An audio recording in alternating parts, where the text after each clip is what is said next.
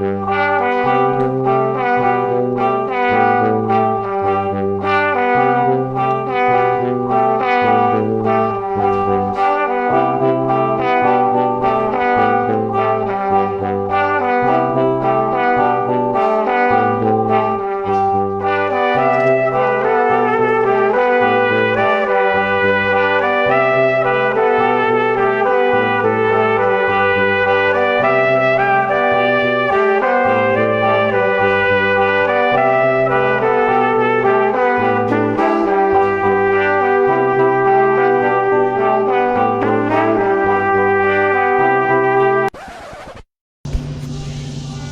morning, everyone. I hope you liked that last clip. It's something I've been wanting to shoot for a long time, but I never got a chance to.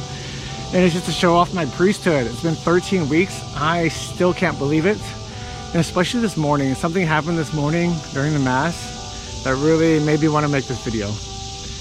This morning made me think of my mom, because today is the feast of Saint Monica, a woman who's fought for her son, who never gave up. And even to the moment of her death, she never really got to see the fruits of all of her work, her sacrifices, her penances, and everything for her son, her child. And Saint Monica, not knowing until after she dies that her little boy, converted from sensuality, pleasure, laziness, and everything, becomes a priest, becomes a bishop, and becomes a doctor of the church, one of the few doctors of the church. And that really made me think of my mom. And moms are awesome. You could see from most of my videos, many times it's about moms or about families, because I would not be here. This priesthood would not be possible without my mother. And there's so many times in my life where she never gave up. Ever, she never gave up. I was a terrible kid. We're 7 kids. And she says I was the toughest kid to raise. Terrible. Ask any of my siblings, they're gonna know that I'm the rowdiest. But she never gave up on me.